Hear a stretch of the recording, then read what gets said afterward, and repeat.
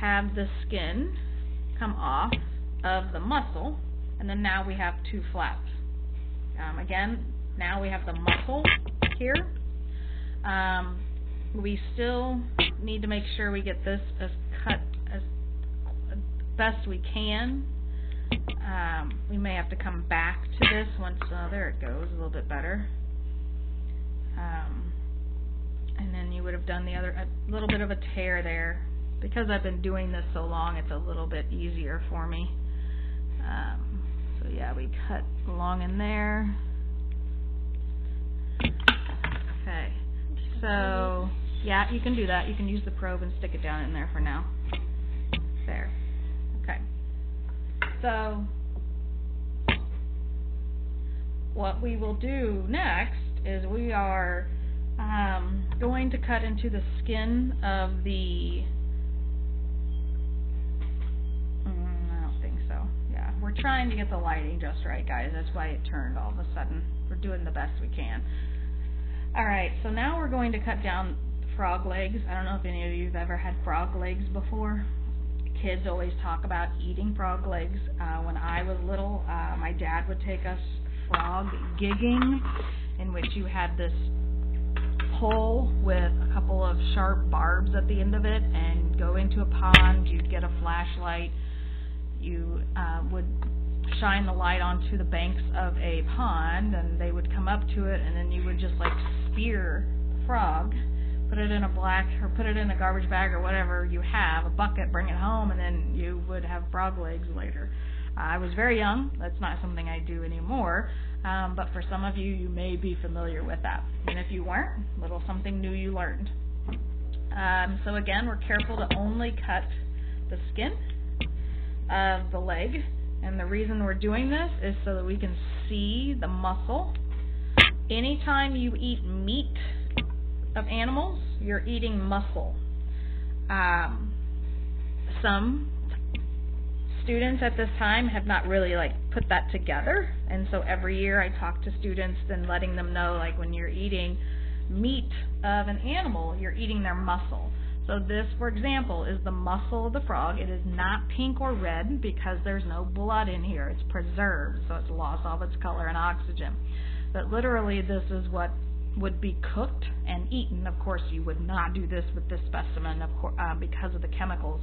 But go ahead and take the scalpel and cut through down into it. This is what would be cooked and eaten. So I wanted to show you how, yes. And so as we tear or we open the muscle, the skeletal system, the bone, is going to be down there as well. So if we open this up a little bit more, you can kind of see, most students talk about how this reminds them of chicken. Sorry. They always do that every year. Chicken legs. Well, I can see the resemblance. I can see the resemblance. And if we're careful to go through taking off some muscle, eventually we're going to see a skeleton or the bones. And then there's the bone right there. Can you point to it with this right here? I'll get it. Oh, yeah. So that's the bone right here, away from the muscle. Right here. Yes, yes. So we would have done that. Muscular system, of course, helping us move. Nervous system, coordinating all of those actions. And of course, this is the muscle as well. Again, kids always talk about the six-pack or the abs or whatever. Okay, so now we're going to dive into getting underneath or cutting up the muscle. And again, you're making the same cuts. You're making armpit to armpit, hip to hip, and you're making the cut all the way down the center as well. You again have to be careful not to cut down. We're not cutting down into something. We need to keep it as parallel to the body as possible, because if we cut down, we're going to puncture the organs, and we really want to see what's on the inside, so we don't want to ruin that. So sometimes you would have used the scalpel, and most times I don't with my kids. So actually we're going to use the scissors and some forceps. And so the very first thing what we would have done is to make sure that we knew that we were pinching the muscle. We would have been trying to pull the frog up just a little to pull the muscle tight, and then we would have again made the same cut to get us started. Then we would have carefully have just poked the blade under the muscle, and for you, you would have been wondering, like, is this okay? Am I cutting it correctly? And those are all good questions that I would have been around to help you. And we're still like pulling. You can kind of see the tug of it on the skin. So I keep pulling it up while I'm cutting so that I don't cut down. And I'm starting to open the cavity, the body cavity. Barely getting there, and you can kind of see what is going to happen. But up here, we are going to be probably cutting through some bone. And you might hear, Holden, why don't you scoot up there a little bit? A little bit more. Okay. And you'll hear it when we were in class, and I don't know if you're going to hear it on here, you would hear crunching or how hard it gets to the bone. So, and because I've been doing this for so long, it's just easier for me, but it's just a heavier of a cut. And so now, while it's cut, we really don't have a lot of room to move, so this is where we do armpit to armpit, hip to hip. Again, you pinch the muscle. I would have encouraged you to change the dissecting pan in any direction to help you, and you just would have started to make the cut as carefully as possible. You would have gone probably pretty slow. You would have been helping each other out, collaborating to make sure that you're not cutting down, but down into the organs, but just the muscle. So as Holden is getting ready, we're also going to cut down on the bottom down here, and I like to cut down the side of his back as close as I can so that it can open the flap and kind of lay there.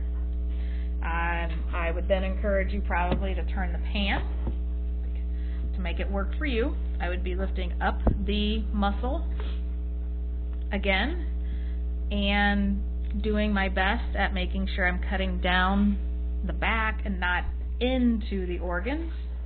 I'd keep moving the pan. I'd come up to the top. I would cut down from armpit to armpit again, and then here we have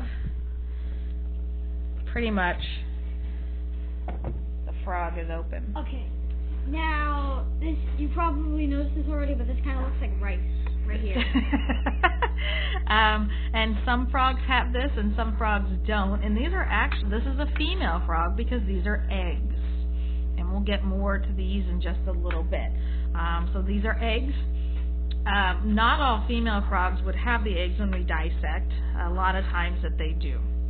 Now, we really have these two pieces up here that are hiding a few things. These are the eggs, first of all, before we go any further.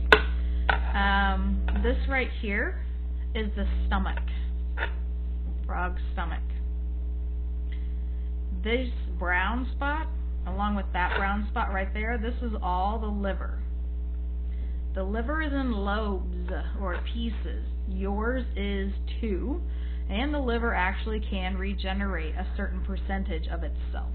So if someone has liver surgery and they remove a part of their liver, I don't know what the percentage is, not 100%, but a percentage of the liver will regrow itself. Pretty phenomenal. So it's in lobes. Now, right here, you can barely see it, that's the heart. And so we're needing, these are the ribs. We need to get the ribs, yeah, lifting it up, good. We need to get the ribs out of the way. So you can see again, there's that membrane that I'm going to trim around as Holden is holding that up. Go ahead and hold it up with the tweezers, Holden. Okay. And so you would have had partners to help you hold it up, and eventually you would have made another cut here. But because I've been doing this for so long, and to help you speed this up, I would have come around to your frog. I would have found where your chest was. I would have put my thumbs in here, and I just would have pulled it right open. It's just a little faster for us to do it that way. Yes, you would hear lots of snaps and pops, but that's just the best way to approach it. Those would stay open. You can see the heart much better now, but if you'll notice, there's even like tissue over the heart that we are going to carefully peel off. So think of like saran wrap. It's just connective tissue, but we are going to try to get that off. So carefully looking at it, we would just, we would find the very thin piece of whatever is on it. Yes, thank you. And we would have eventually just tried to cut away from the heart as much as possible. And that's pretty much as far as we would need to go at this time. So now we have a better look at the liver, is right here. If you lift the liver up, there are going to be a lot more organs under here. Intestines.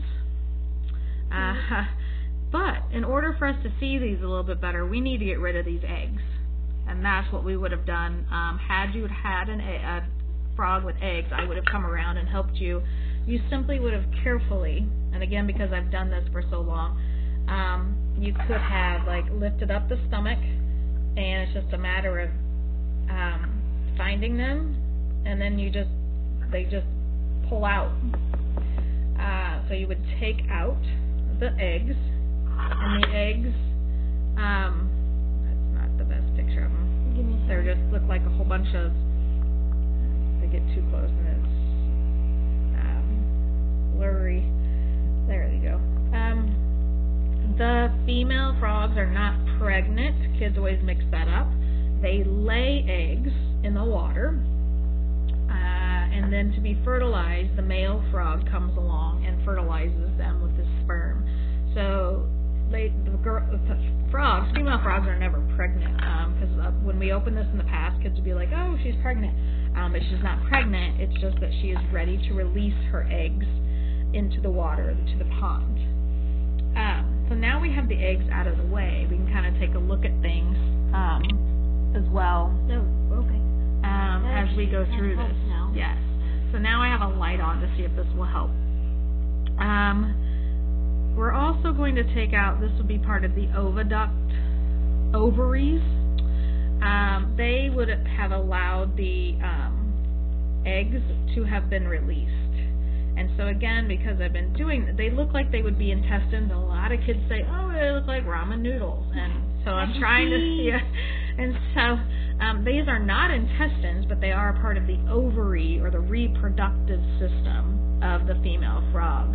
So again, because I've been doing this for so long, I know that I can move the organs carefully, and I would have helped you to remove the oviducts or the ovaries, thinking of it that way, from the frog itself to give us more space. Oh, that's good. Okay. So we have had so far the heart, your circulatory system, cardiovascular system, liver, digestive system, to help digest food. Now, hold that right there, Holden. Very good. This right here, which looks like a green pea, this is the gallbladder. Don't confuse that with the urinary bladder. Urinary bladder is what holds your urine, of course. The urinary bladder would be along here towards the bottom of the frog. We'll get there later. The gallbladder, some of you may not even have your gallbladder. Some of you may know people who don't have a gallbladder. A gallbladder helps digest fatty foods. So those who don't have their gallbladder, they sometimes have to make sure that their diet is not high in fats or not high with like fried foods, because this gallbladder, the bile, B-I-L-E, which is green, which is why this is green, the bile helps digest food. It has digestive enzymes, and so this is the gallbladder. So if you lay down the liver, you can't really see it, the heart, the liver, then the gallbladder. This layout of the frog is exactly the layout of you. So yes, your heart, your liver,